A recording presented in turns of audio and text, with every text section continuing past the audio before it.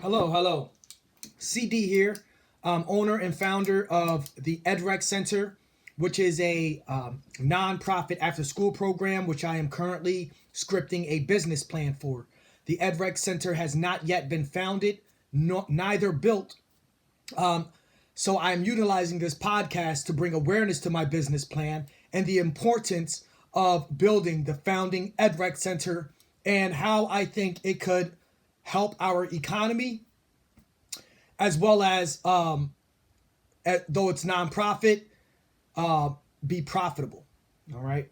So what I would like to start with is, by the way, the name of this specific segment or podcast is going to be named Culture and America. The name of my podcast is Our EdRec Center Podcast. Again, bringing awareness to a 41-page business plan for a new nonprofit after-school program. But the name of the current podcast that I'm speaking on today, I'm naming it Culture and America. Why? Because part of my business plan is bringing cultural awareness or lack thereof to America and American citizens. And that's important, and I'll get to that. But first, I would like to play a 3-minute segment for a article from NPR, right? The name of the article states, researchers find a remarkable ripple effect when you give cash to poor families. When they say poor families, they are speaking about third world country poor families. So what I'm going to do is I am going to bring the camera here. I'm going to allow you guys to look at the screen while I play this segment, and I will allow you to listen to this segment as it plays. Okay. Watch this segment as it plays. Remember, I do all of my podcasts with one cut for a reason. I do that for a purpose. Number one, I'm doing everything literally myself. I have no team or anything of that nature. And number two, I want my podcast to be authentic because I'm an authentic person. Thanks to our 2019 lead sponsor of How I Built This, Campaign Monitor, the radically easy solution to email marketing. 80% of retail professionals indicate email marketing as the highest driver of customer retention. Try it for free at campaignmonitor.com.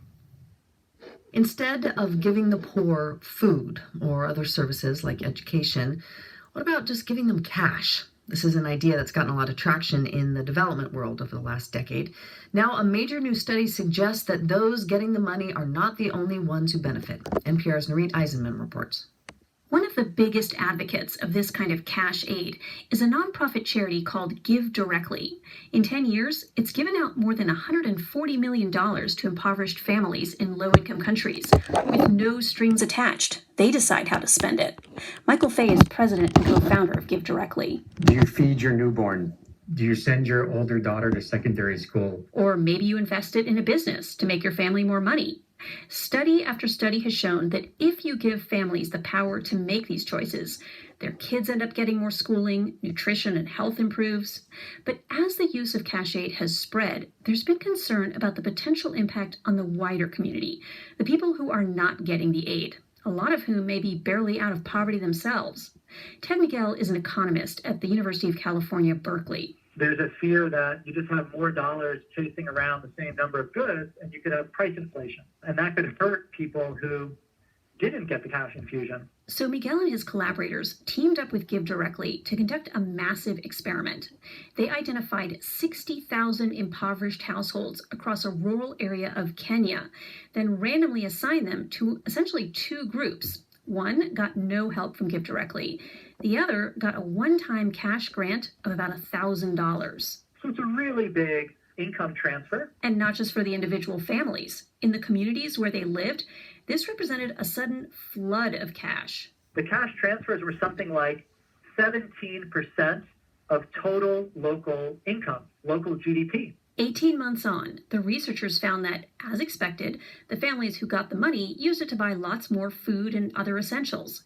But that was just the beginning. That money goes to local businesses. They sell more, they generate more revenue, And then eventually that gets passed on into labor earnings for their workers. The net effect, every dollar in cash aid increased total economic activity in the area by more than $2.50. But did prices just go up too? We actually find there's a little bit of price inflation, but it's really small. It's much less than 1%. The study, published this week on the website for the National Bureau of Economic Research, also uncovered some evidence for why prices didn't go up. A lot of the local businesses reported that before the cash infusion, they weren't that busy.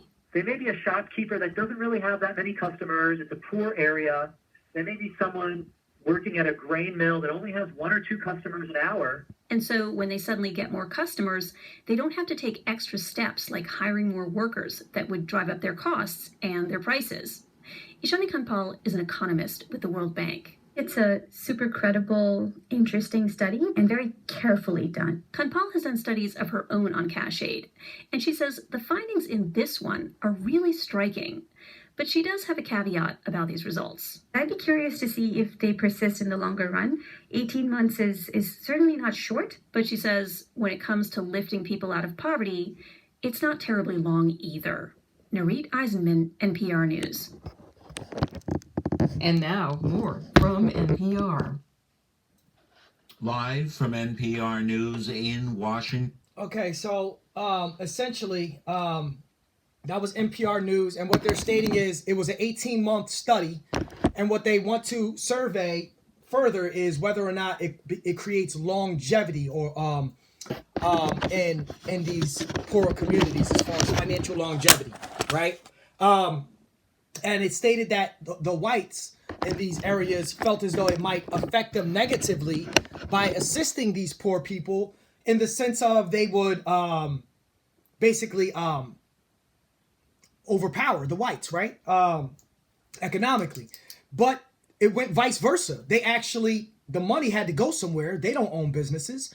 So they took that money and purchased from these local businesses, and it helped everyone flourish. It paid the workers who work for the businesses. It helped the businesses grow. It helped the poor people to establish themselves, right? And whether they fall back into poverty or not is a subject that I am going to touch on. Because here in America, we have a plethora of avenues for our poors. We have financial aid assistance. We have food stamps. We give money to our poor all the time. So why is it that this does not work in first world countries or America? And I'm going to tell you why.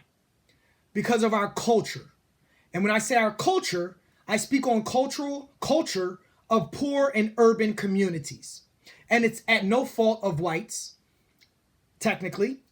It's more at fault of those individuals within these communities and what they are succumbed to. The music that they listen to. The activities that they choose to take place in. The lack of guidance due to divided homes. We've talked about the importance of fathers in homes. Fathers who are missing from homes, right, bring about higher percentages of individuals who either go to jail, teen pregnancy in women, right, mental health disorders in women and insecurities from not having a father present, right, criminal activities within males and the use of drugs and alcohol excessively with underage teens, all because of the lack of presence of a father in the home. So we can start by trying to keep our homes together or having more responsible sex. But you cannot just jump on a podcast and tell people you need to be more responsible with sex. You can't just go waltz into somebody's community and tell them you need to be more responsible with sex. In comes the EdRec Center. So here at the EdRec Center, we also are instilling cultural awareness. Cultural awareness isn't just making individuals outside of the direct urban communities aware of the inner city communities culture, or the inner city communities culture aware of the suburban culture. That is part of it, but it's more about making you more aware of your own culture and how it can be improved upon. Okay, so the business plan. Youth mental health is a rising concern in the United States. Excess financial strain caused from student loan debt and medical bills. These are problems. All right, cost and hassle of finding well-equipped nanny, either for at home or out of town. And with the rise in mental health or lack thereof awareness, it's even harder to find a well-equipped nanny because you're even more paranoid about who you're allowing to stay at home with your child. Hassle commuting child from school to extracurricular sport or events. That costs money, gas, time. Takes away time from your ability to create further finances, to save your money. Okay? Gun violence in educational institutions and otherwise. Right? That is due to mental health disorders that are not addressed, that are not even noticed, right? High cost to own various advanced technological equipments. I mean, there's technology's advancing at an extremely fast rate. I mean, it's just expensive to have to keep on purchasing all of this new technology, the newest phone, the newest iPhone, it's just expensive. Okay. Hate crimes, teen suicides. These things do not only affect the urban communities, it affects all communities, okay? Now, the reason why I brought that article up is because my specific program more than likely will have more advantageous gains for urban communities as opposed to suburban communities, yet both communities will benefit from it. And here's why. I'm going to pull up another article here about the unemployment rate in the United States. It says the U.S. unemployment rate decreased to 3.5% in November of 2019 from 3.6% in the previous month. Okay? And it is down drastically from 1948, right? Where it was at 5.74%, reaching an all-time high of 10.8% in November of 1982. 10.8% unemployment rate in 1982. So unemployment rate is down. Why do we have such social and mental health issues within our community if everyone is working? This unemployment rate also accounts for urban communities.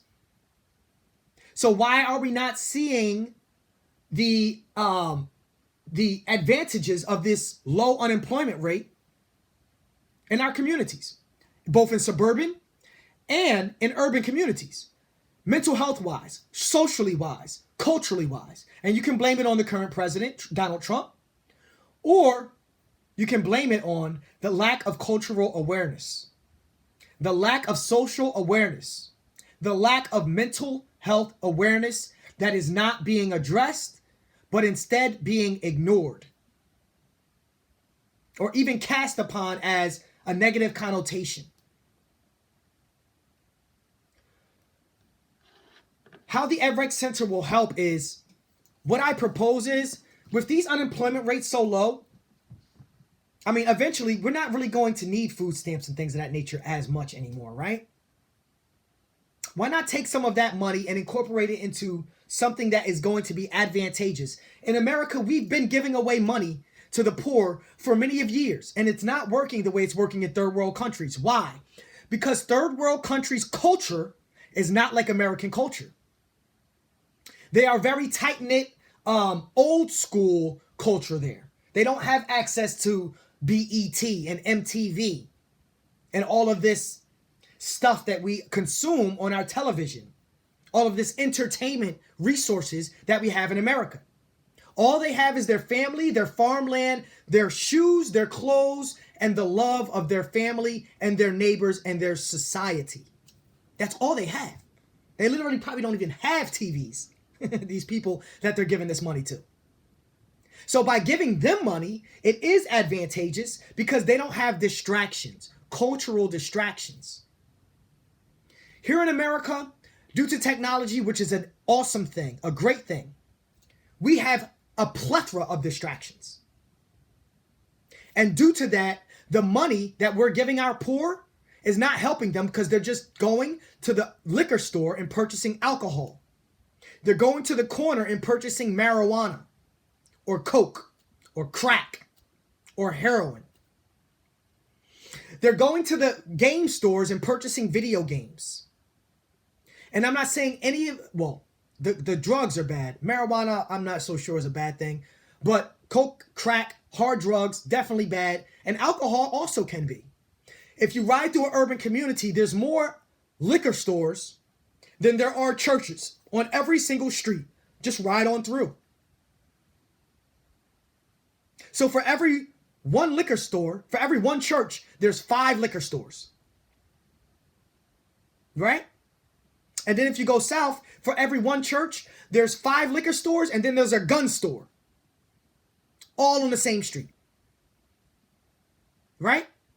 So you give them money, where's that money going to go? It's going to go into their culture. And their culture right now is what they see on TV. Girls shaking their butt. Degrading themselves. Right? They're seeing these males who hold high value in cars, guns. They're not seeing leaders who hold high value in family, who hold high value in caring for their children. That is not the culture that's instilled in our urban communities. Because that's not what they're seeing on TV. Their mom is at work or strung out on drugs. Their father either was never in their life, or he's selling the drugs, or strung out on drugs, or in jail. Who do they turn for leadership? They turn to BET. They turn to MTV. They turn to stars. They have no male mentor. Without proper mentorship, without being raised properly or having the proper guidance instilled in you as a male or female, what are the females doing? They're shaking their butts, twerking on videos. They're having sex at very young ages, getting pregnant, having abortions, which disrupts their body. And when they're ready to have a child, the child is born prematurely. Or they lose the child, which causes mental health disorders because they're traumatized by the loss of their child, by their child being born prematurely, or by the father leaving because he's also a teen and he doesn't want to get tied down by this. And now they're raising a child by their own, and we have a child raising a child. And a child cannot raise a child. So it affects our women just as much as our men. And then how does that affect the child that's coming behind that woman, that woman's raising? It's a never-ending circle or cycle of chaos, which leads to Baptist churches being shot up, kosher markets being shot up, schools being shot up, theaters, movie theaters being shot up, teen suicides, dropouts, lack of academic performance, student loan debt, high cost in medical bills, financial strain and stress, which causes high blood pressure, which can cause death, which causes more bills for whoever survives, which causes more financial strain, and then you might have to go for a medical purpose due to that strain, and you do not know a proper vent, so you turn to alcohol consumption or drugs, which can lead to death once again. So do you see the cycle? You see the cycle? At the EdRec Center, we're looking to break that cycle. How many of you knew that the YMCA was originally built in London, UK to accommodate unhealthy social conditions prior to the Industrial Revolution? This YMCA assisted mass people nationwide, including Jews, during the Holocaust, though it's a Christian-based organization. If you look up the statistics in teen depression now in the United States of America, if you look up the statistics in medical bills now in the United States of America, if you look up the statistics, they say and they state that we have unhealthy social conditions as well.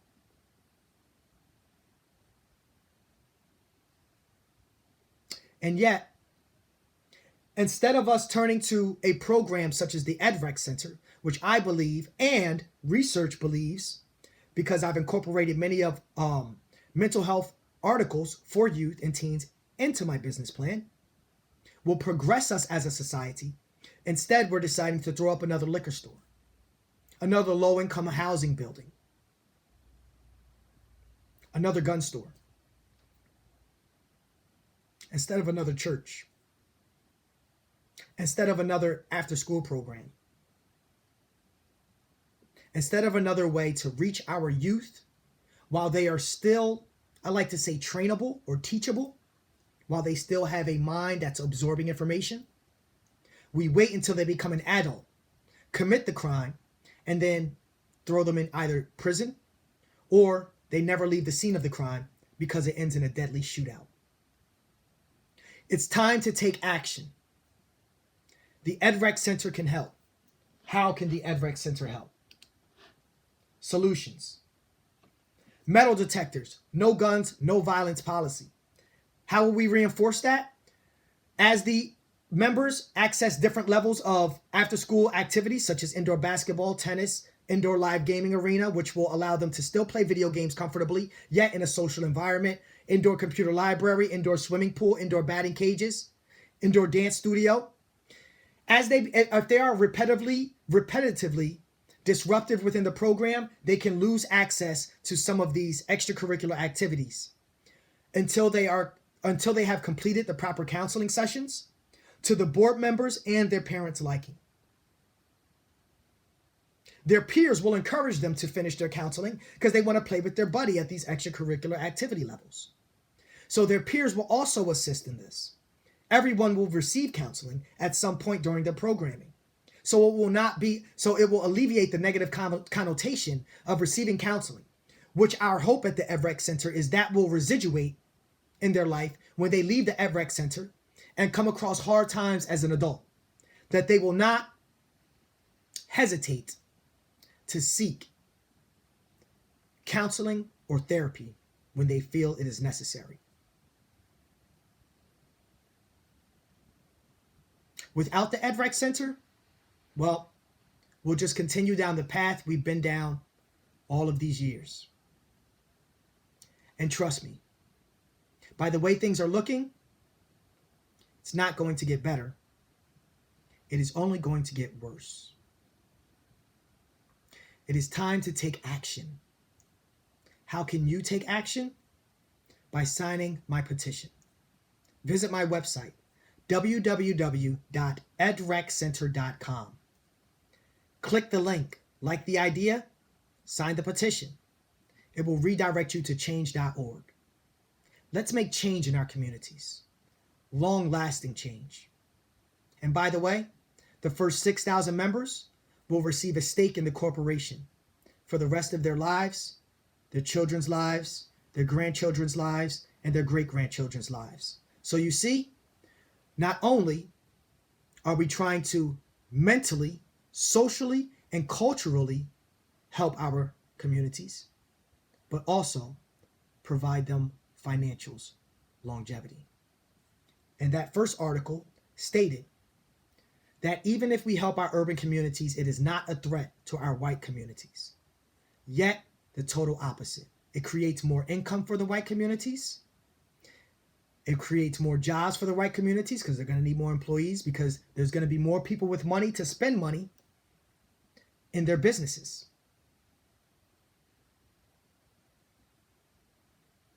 And most of all, hopefully, it will lower hate crimes, depression, suicides, and so much more. The EdRec Center, it will work. The first thing you have to do is believe. And if you do believe, sign the petition. Thank you, and have a blessed day.